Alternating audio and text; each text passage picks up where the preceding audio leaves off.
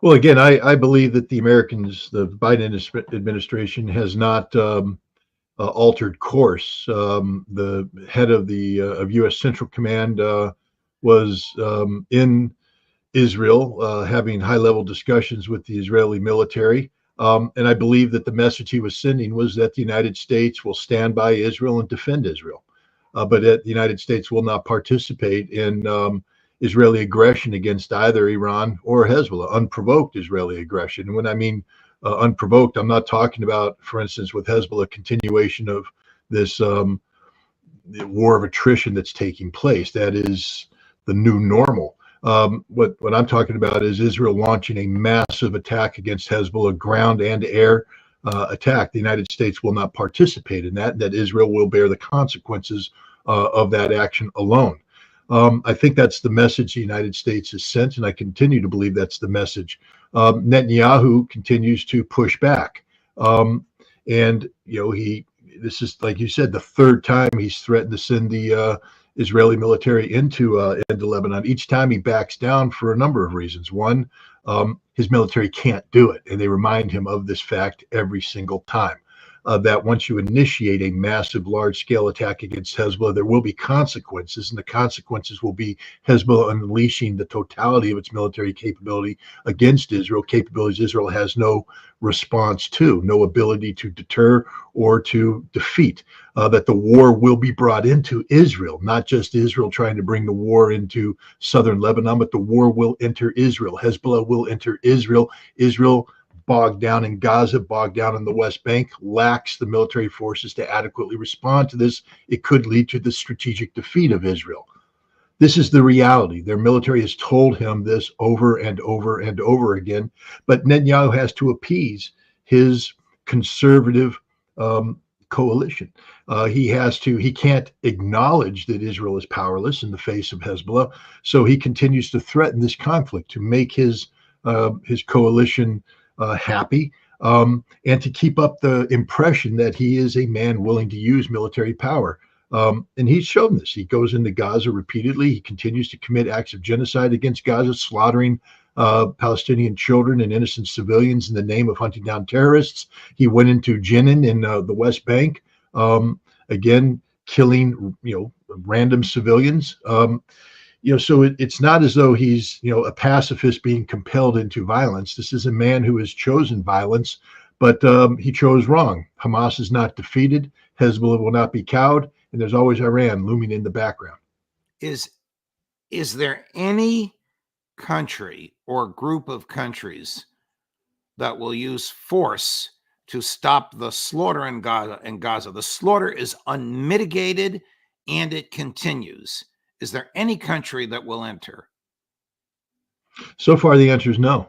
The Palestinians are tragically a commodity that's being expended in support of the cause of a Palestinian state.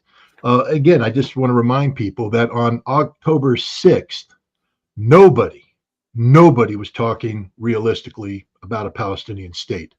The United States had given up on this. Israel believed it was never going to happen. Saudi Arabia was ready to do business with Israel. Nobody was promoting this. Because of October 7th, today the world is talking about a Palestinian state. This is the reality. And the only reason why the world is talking about it is because of Israel's actions in Gaza, Israel slaughtering the Palestinian civilians. So tragically, the Palestinian civilians have become a commodity that is expended to keep the cause of Palestinian statehood front and center. So even those people who are inclined to be sympathetic to the Palestinian cause, Hezbollah, Iran, Syria, and others, they understand that there's a bigger objective, that is Palestinian statehood and the strategic defeat of Israel. And so they're not going to get in the way of Israel continuing to bring harm to Israel by pursuing its objectives in Gaza. For the Arab states, Egypt, Saudi Arabia, Jordan, and others, they never were willing to die for the Palestinian cause, and they're not willing to die for the Palestinian cause now. Saudi Arabia has had, people who are, very well positioned socially, economically, politically, been speaking for the last several weeks about how bad the Palestinian people are, why this isn't their cause, that they're sympathetic for Israel, although they won't say that outright. So the Palestinians have been betrayed by much of the Arab world, and the Arab world isn't going to rally around the Palestinian cause. Those who support Palestine understand that in order to keep Palestine on the front burner internationally, you're going to have to continue to let Israel be Israel in Gaza, which means more Palestinians or civilians are going to die. Turkish President Erdogan from time to time roars, and then nothing happens. I mean, he could stop this with a phone call, couldn't he, if he stopped all the oil going to Israel? The problem is then there'd be phone calls made to him. Turkey's in a very difficult position. They're straddling, the West and the East. Turkey wants to be, in fact, as Erdogan apparently has agreed to go to Kazan in October to attend the BRICS conference, which appears to be a stepping stone to Turkey being invited into BRICS. The last thing Turkey needs to do is get caught up in a geopolitical controversy that hampers this strategic posturing on its part. So he will make the right statements. President Sisi of Egypt, one of the ultimate betrayers of the Palestinians, just traveled to Ankara. Erdogan had gone there earlier this year, I think in January or February, and they're normalizing relations. They spend a lot of time talking about Palestine, about a united front against Israel, but it's just talk. Turkey's not going to do anything that is, demonstrably harmful to Israel. Switching to Ukraine, I would like to play two clips for you. This is in my view, bizarre and historically unprecedented public meeting of the head of MI6, Sir Peter Moore, and the head of the CIA, William Burns, in public together, sponsored by the Financial Times, answering questions. But these comments that they will make, forgive me, Scott, I love you, will raise your blood pressure. Chris, cut 9 and then immediately cut 10. Typically audacious and bold on the part of the Ukrainians to try and change the game in a way. And I think they have, to a degree, changed the narrative around this. The Kursk offensive is a significant tactical achievement. It's not only been a boost in Ukrainian morale, it has exposed some of the vulnerabilities of Putin's Russia and of his military. And it's important to remember how this started. It started in this phase with Putin mounting a war of aggression in February 2022. And 2.5 years later, that failed. It continues to fail. The Ukrainians will continue to fight. We will continue to help them to fight. And it's difficult. They can't believe a word they've said, can they? No. First of all, understand that the Ukrainian incursion into Kursk was probably planned with significant British help, led by the MI6. The CIA's special mission personnel, special mission center, special activity center, was involved in the planning and implementation of an earlier Ukrainian incursion into Belgorod region this past spring. So these William Burns and Mr. Moore are both people who have been promoting violence against Russia for some time now. They're sitting there now talking as if this is a Ukrainian initiative. It's not. It's a CIA initiative, an MI6 initiative. So they're talking about their own operation. They're talking about the spin that they want to put on it. This has nothing to do with Ukraine. Ukraine is purely a tool, a proxy. The other thing I need to point out is both the CIA and MI6 are, possess some of the largest, black propaganda capabilities in the world. I've worked with both of them. I've worked with the CIA to make a documentary film designed to deceive the American people about the reality of weapons of mass destruction in Iraq and Iraq's role in deceiving the inspectors. And I worked with the British as they sought to insert demonstrably false stories into international media to deceive the public. This is what they do. They don't tell the truth. They're liars, and they're lying now. What we're seeing taking place in Kursk is a disinformation operation run by the CIA, run by MI6, that's costing Ukraine tens of thousands of lives. But they don't care. Their hands are drenched in the blood of Ukrainians, and they'll just continue to tell these lies. This is the tragedy of it all. This is an intelligence operation gone bad. Was the attack, the Russian attack on the Ukrainian military academy, that killed over 720 people, a response to the incursion into Kursk? I don't think so. I think that this is a target that the Russians have been following for some time now.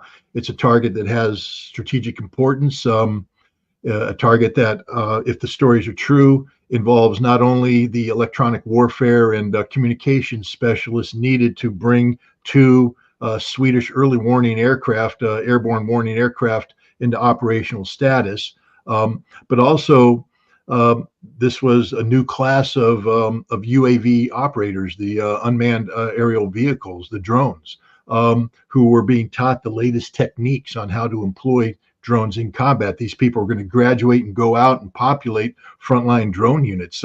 Russia has been following this, and they waited until I think it was graduation day or close to it, and they hit them all at the same time. The casualties are unknown. I don't know if I think there were 700 people there.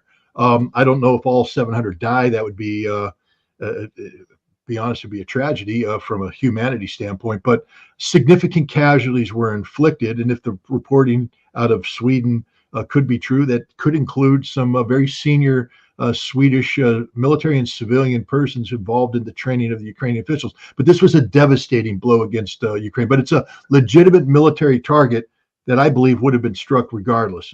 It had to be struck because you can't allow those resources to be released into the wild, because that could have, it wouldn't be a game changer, but it would result in dead Russians. So kill the Ukrainians now so you don't have to hunt them down and kill them later.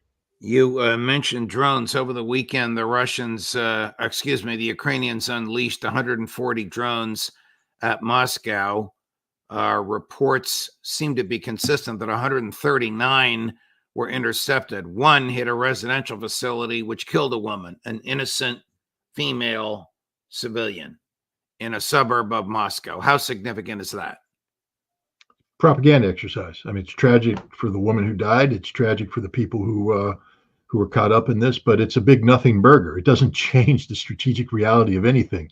I mean, people in the United States and Europe need to understand that just because it appears on X or it's on your Telegram channel and you have various, pro-Ukrainian accounts repeating it over and over again, doesn't make it of strategic significance. It didn't change anything. Right now, as we speak, in the aftermath of this attack, the Russians are on the counteroffensive in Kursk, slaughtering the Ukrainians, mowing them down. The Russians continue to attack in the Donbass, advancing, putting the Ukrainians at strategic risk. The drone attacks didn't alter the fact that Ukraine has run out of men, run out of equipment, and is running out of time. Earlier today, the Speaker of the Russian Duma, Vyacheslav Volodin, forgive me for looking down, I want to quote him exactly, said, quote, "Washington and other European states are becoming parties to the war in Ukraine." Now paraphrasing, the United States, Germany, France, and Britain are becoming parties to the conflict. Do you think he was talking about the rumors that you and I have heard that as we speak now, literally as we speak, Secretary of State Blinken and his British counterpart are in Kyiv meeting with Zelensky, giving him whatever the latest guidelines are and his ability to use Russian and British long-range missiles to reach deep inside of Moscow? I believe that he is talking about that, but the Russians have made similar charges that basically Ukraine has become nothing more than a Ukrainian proxy. Ukraine has become nothing more than a NATO proxy. But here we're now seeing that Blinken is crossing his own red line. I mean, the United States has repeatedly said to launch these strikes against Russia is to invite a precipitous expansion of the conflict. But the United States understands that Ukraine is in a free fall right now. It is collapsing as they speak. And this is a political season. And so you can't have Kamala Harris running around talking about how strong she's going to be about Ukraine while Ukraine is wiped off the planet by the Russians. So the United States has to make sure that it says we gave the Ukrainians everything they asked for and everything they needed to defend themselves. And what Ukraine has been saying for some time now is they have to have the ability to reach out and touch the bases from which Russia is operating from on Russian territory against Ukrainian forces in Ukraine. They want to hit airfields, they want to hit command and control centers, logistics centers, and we have provided them with the weaponry that has that capability. It appears that we are going to give them the green light to do that. Would that not constitute the United States and Great Britain invading Russia? And would that not invite a significant military response against the United States and against Great Britain? I mean, the answer is yes to both of those. Of course, it's if you become a party to the conflict and then that conflict takes the fight into Russia, you're part of that. So you are liable to be held accountable. And would it not legitimize a Russian response? The answer is yes. But again, I just want to remind people that Russia's playing a big picture strategic game. Nothing that happens in terms of the unleashing of these new weapons against Russian targets is going to change the outcome on the battlefield. That's the reality. Will it make Russia's job a little bit more difficult? Yes. Will it be politically embarrassing to Putin and his government? Yes. But Putin's focused on right now Kazan. That's the city in Tatarstan that's going to host the BRICS summit near the end of October. This is where the strategic defeat of the United States, Great Britain, Europe, NATO takes place. The expansion of BRICS to include the possibility of Turkey. We know Azerbaijan wants to be a member. Malaysia, Venezuela is joining already. Egypt, Saudi Arabia, Ethiopia, the United Arab Emirates.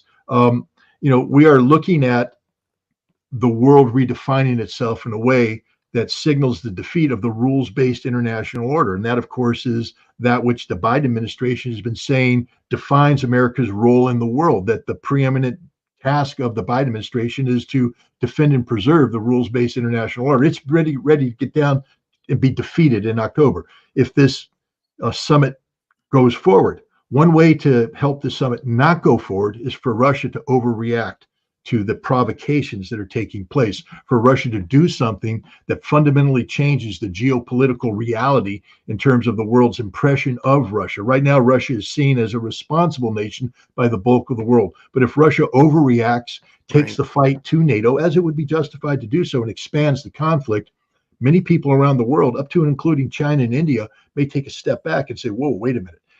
Russia doesn't need that. They've worked too long and too hard to make Kazan a success, and it's going to be a success.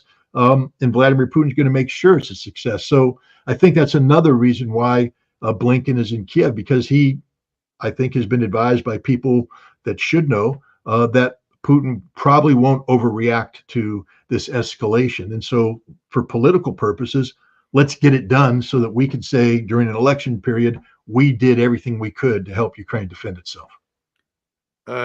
Talk to us a little bit about intel. Does Russian intel know exactly what Secretary Blinken is telling President Zelensky as they speak in Kyiv? Well, I don't know if it's real time.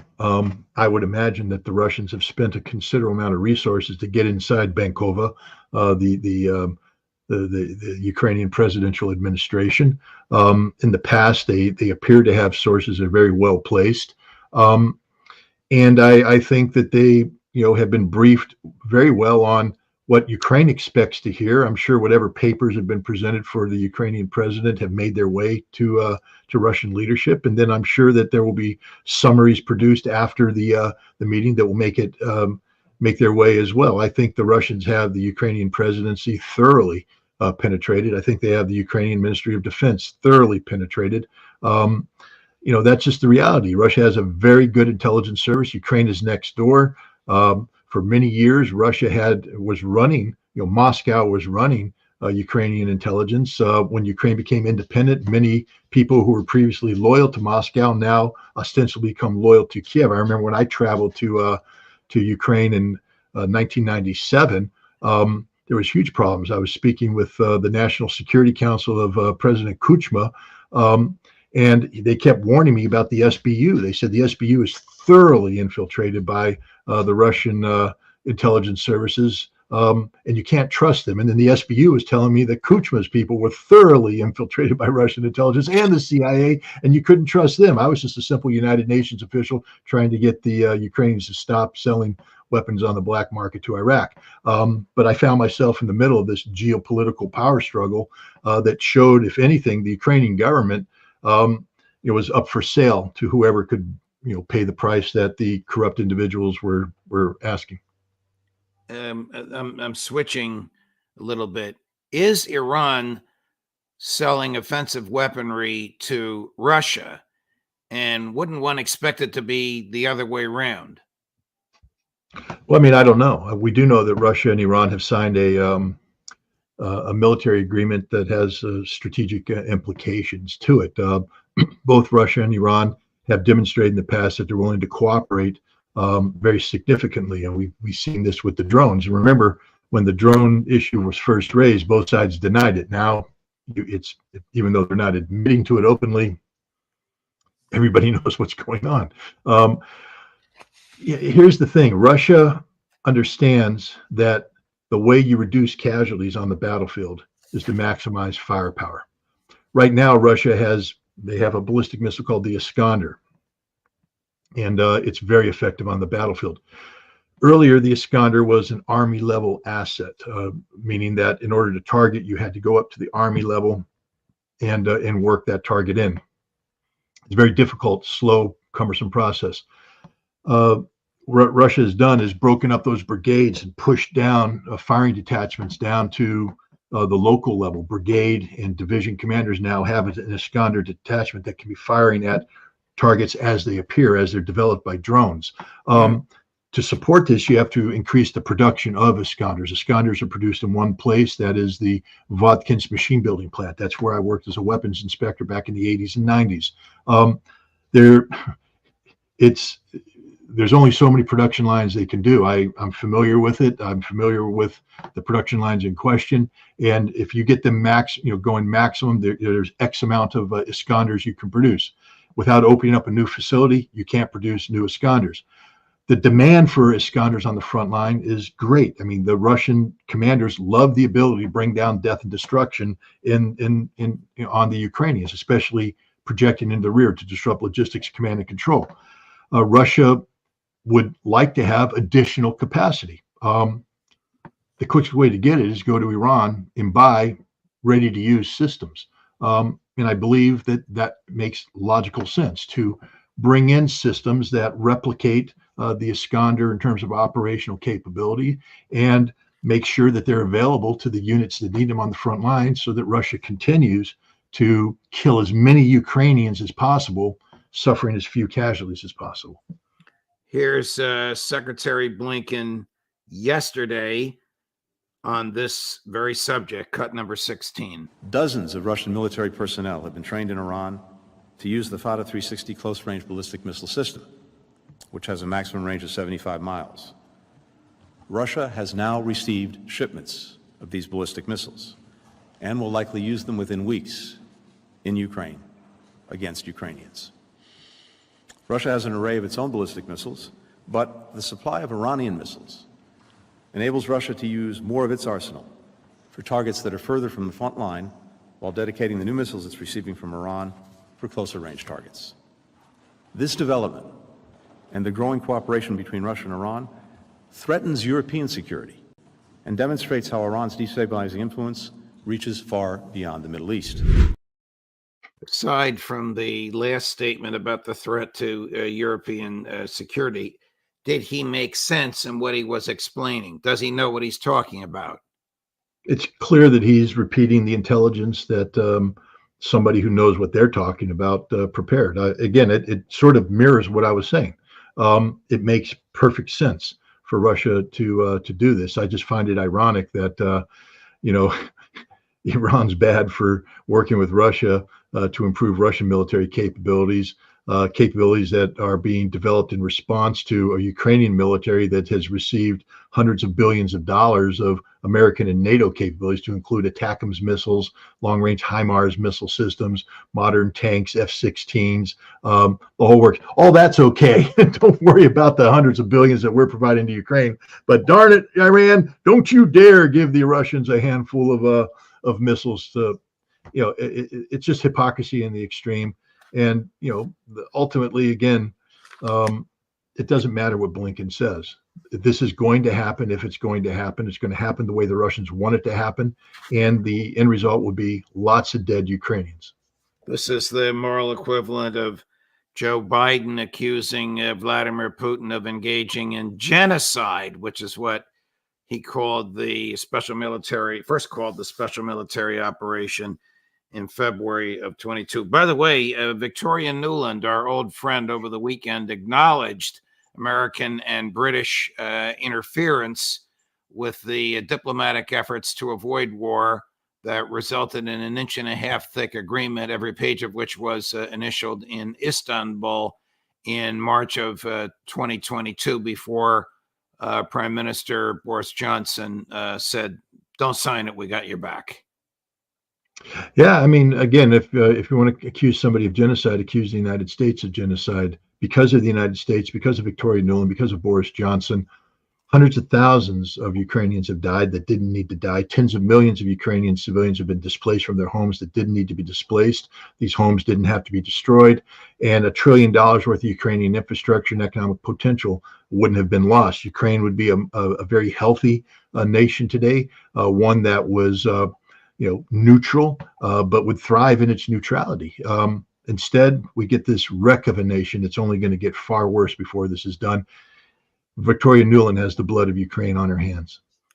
Last question. Last night, the Defense Department announced that the United States military commander, I assume an admiral in the Pacific, called his Chinese counterpart a general and said, "Your ships are getting too close to ours in the South China Sea. Cool it." Do you know about this? I mean, I've read the reports. The United States and China have agreed, and this is something that, remember when Xi Jinping came and met with Biden in San Francisco, and since then there's been talk between the Ministry of Defense in China and Lloyd Austin about establishing connectivity for deconfliction. So this appears to be an effort by the United States to use this hotline to seek to deconflict. But I don't know how much of this is real and how much of it is spin. I do know that early on in the Biden administration, when Tony Blinken and Jake Sullivan met, I believe in Alaska with their Chinese counterparts, they tried to do the kind of lecturing that this admiral apparently tried to do to his Chinese counterpart, and the Chinese told him to pound sand. That you don't get to talk to us that way, that you're not the superpower that you think you are. In many ways, where you're equal, in some ways where you're superior. And that was the Chinese attitude, 3.5 years ago. I can guarantee you that the Chinese officer on the receiving end of the line didn't stand up and salute smartly and say, "Yes, sir, we're going to back away." I'm fairly certain that he operates under the same instructions that the Chinese diplomats were operating under, to warn the United States that you don't get to order us around. We don't work for you. You don't get to bully us. We can kick your butt anytime we want to. If that's the direction you want to take it, we don't want to go there, but back off. I'm fairly certain that was the Chinese. Yeah, why are our ships why is our Navy in the South China Sea, Scott? Well, I mean, we inherited the Pacific. Part of Manifest Destiny took us across. I mean, we've been in the Philippines since the latter part of since we won the Spanish-American War. Admiral Perry went to Japan in the 1840s. The Pacific is our sea. It's been, the American century in the Pacific, and we want to continue this century. We just haven't woken up to the reality that the rest of the world isn't what it was when we imposed ourselves on the Pacific. Nations, there's been a change. China is growing. China is expanding. And China's not going to accept the Pacific as an unchallenged American sea, so they'll push back. We don't know how to readjust. We continue to live in the past with capabilities that are incapable of projecting similar capacity forward. Our Navy is not up to the task. We have 3 carrier battle groups that we can deploy at any one time, maybe surge a 4th. All 3 right now are dedicated to the Middle East. I'm just wondering where the American admiral is going to get the naval power.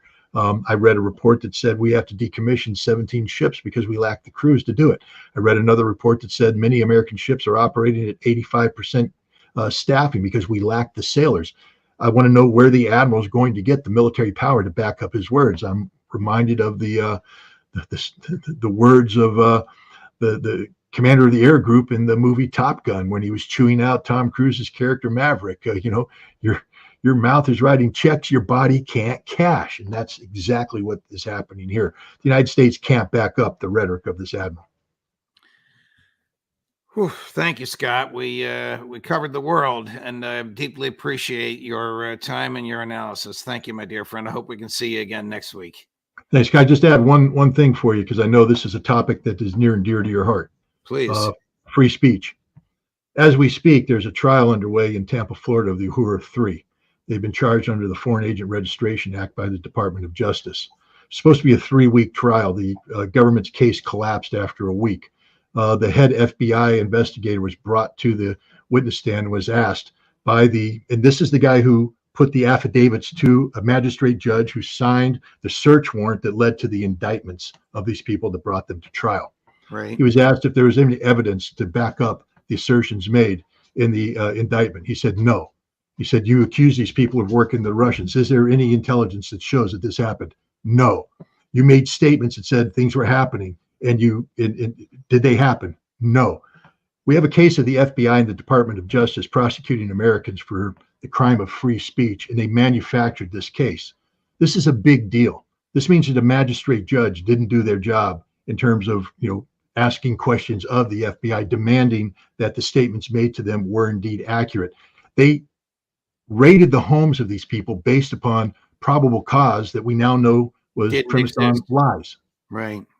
It's funny you should mention this, and I did not know about the Florida case. My column, which comes out tonight, is called Free Speech and the Department of Political Justice, and it analogizes trials like that, trials of Dimitri Simes, trials that are coming to Soviet-era trials of dissidents and humorists and literary types who were tried in secret until the transcripts of the trials were revealed and outrage reigned in the United States. We have become what we condemned. Absolutely. Scott Ritter, thank you, my dear friend. Thanks for all of this. We'll see you again soon. All the best.